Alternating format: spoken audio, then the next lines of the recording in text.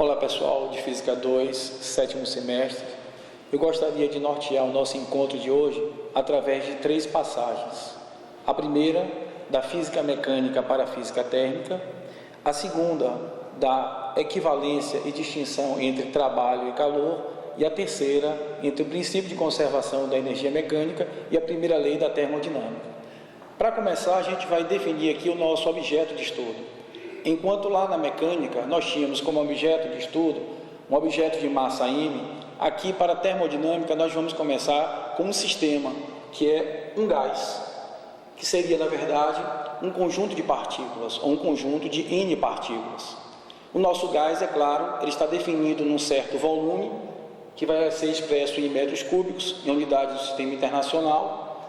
Ele está posto a uma certa temperatura que será expressa em Kelvin e, é claro, devido a sucessivas colisões com as paredes do recipiente, estará submetido a uma pressão.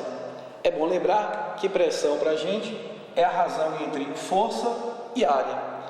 No sistema internacional, força, vocês lembram, é expresso em newtons. E área é expressa em metro quadrado. Isso define para a gente uma nova unidade de medida. Newton por metro quadrado é o que nós vamos chamar de Pascal, ou simplesmente PA, que vai passar a ser para a gente a unidade de pressão do gás a partir de hoje. Bom, então, nesse processo de leitura, de interação com o nosso novo objeto de estudo, que é o gás, a gente vai perceber que ele interage com a vizinhança. Aqui nós temos um cilindro dotado de um pistão e um gás, ou seja, a nossa massa gasosa ou nosso objeto físico, que faz um processo de expansão. Expandir seria fazer o seu volume crescer, por um processo qualquer, talvez até por aquecimento. A gente pode aquecer aqui esse cilindro e automaticamente esse gás se expande. Dessa forma ele sai de um volume inicial para um volume final, tendo aqui então um certo deslocamento, onde eu estou marcando aqui o ponto de partida, o ponto inicial e aqui o ponto final. Ora, nessa nossa passagem que a gente combinou, nós vamos investigar qual é o trabalho realizado por esse gás nessa expansão. Então a gente vai primeiro lembrar que aqui está o pistão, submetido a uma força F de baixo para cima, já que é uma expansão, e o devido deslocamento feito ao pistão, que é para cima. Sendo assim, o trabalho realizado por esse gás, nossa definição, trabalho é força vezes deslocamento vezes o cosseno do ângulo formado entre F e D. Como eles são paralelos de mesmo sentido, o ângulo aí é um ângulo de 0 grau. Portanto, aqui seria um cosseno de 0 grau. Sendo assim, o trabalho realizado por esse sistema nessa operação seria simplesmente o produto da força vezes o deslocamento. Bom, anteriormente a gente tinha dito que a pressão, que é uma grandeza que caracteriza o nosso sistema, é força por unidade de área. Se é força por unidade de área, eu posso substituir aqui força como sendo pressão vezes área. E é claro, isso vezes o deslocamento. O deslocamento D, que foi do ponto I até o ponto F. Eis aqui uma coisa que a gente pode assumir, que o trabalho realizado pelo sistema nessa expansão seria o produto P, que é a pressão, vezes a área, vezes o deslocamento. Só que, se a gente imaginar que A é a área do pistão, e D é exatamente o deslocamento que ele faz, nós podemos dizer que o trabalho é, na verdade, o produto entre P vezes a variação do volume. Entenda aqui a variação do volume como sendo a diferença entre o volume final, que seria essa porção final aqui, menos o volume inicial. Aí veríamos realmente que o produto A vezes D daria a variação de volume oferecida nessa expansão. Bom, vejam a questão de equalização de unidade de medida.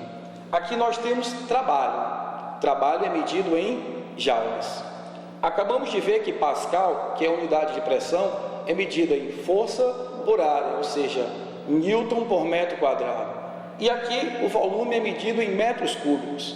Se nós fôssemos examinar a dimensão ou a unidade de trabalho, ela continua sendo expressa em joules, porque aqui nós teríamos, na verdade, Newton por metro quadrado, multiplicando variação de volume, que seria em metros cúbicos. Quando a gente simplificar aqui, ó, m ao quadrado com m ao quadrado aqui, sobraria, na verdade, Newton vezes metro, que é sinônimo da unidade que nós sempre trabalhamos em joules.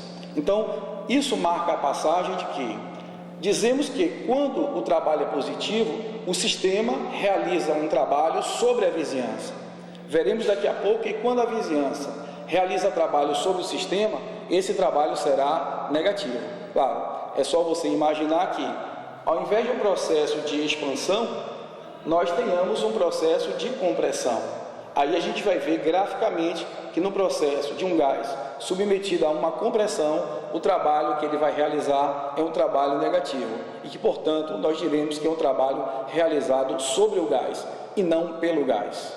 Bom, agora eu vou cumprir uma promessa que foi feita no AVA, que toda parte que eu terminasse de expor uma situação teórica, eu faria um exercício prático para ver a finalidade e a aplicabilidade desse conceito. Então agora a gente vai fazer um exercício de como examinar o cálculo do trabalho através de uma expansão. E aí a gente vai utilizar uma transformação específica. Então vamos ao exercício. Numa transformação isobárica de 2 atmosferas, uma dada massa gasosa expande-se desde 200 centímetros cúbicos até 500 centímetros cúbicos. Qual o trabalho realizado pelo sistema nessa operação? Bom, então vamos à solução do exercício, que agora se apresenta de uma maneira mais leve, utilizando o recurso gráfico. Eu já utilizei aí um tipo de transformação, infelizmente não haverá tempo para ver outras, uma transformação que nós chamamos de transformação isobárica. Isobárica porque a pressão se mantém constante. E este gráfico aqui representa nesse eixo a pressão e nesse eixo o volume. Gostaria de chamar a atenção de duas coisas. A pressão tem que estar em Pascal. Foi dada a pressão aí em ATM. ATM seria a pressão atmosférica, seria a pressão do ar a nível do mar. Uma relação conhecida que uma ATM corresponde a 1 vezes 10 à quinta newtons por metro quadrado, ou seja, Pascal. Sendo assim, eu apliquei a relação de que trabalho é pressão vezes a variação do volume. A pressão é constante, portanto, se uma ATM equivale a 1 vezes 10 à quinta, 2 ATM correspondem a 2 vezes 10 à quinta. A variação do volume deve respeitar o fato de que o volume deve ser expresso em metros cúbicos. E aqui no modelo está expresso em centímetros cúbicos. A relação de transformação é que 1 centímetro cúbico corresponde a 10 elevado a menos 6 metros cúbicos. Então, resolvendo essa expressão, nós temos um trabalho positivo de 60 joules, isso porque foi o sistema realizando o trabalho sobre a vizinhança. Nós podemos, então, generalizar para qualquer caso. Este caso foi para uma transformação isobárica, mas, utilizando a nossa linguagem, poderíamos dizer que o trabalho é, na verdade, a integral do produto P vezes BV, onde o volume varia de um valor VI até um valor VF. Essa propriedade é muito útil se a gente lembrar que esses 60 joules é, no fundo, a área desse retângulo. Portanto, a gente pode ter essa relação para resolver problemas de cálculo do trabalho, quer a pressão seja constante, quer a pressão seja variável. Fica ali, então, a mensagem que o trabalho é integral de PdV. Nessa última passagem, eu gostaria de sintetizar a relação entre a lei de conservação de energia e a primeira lei da termodinâmica.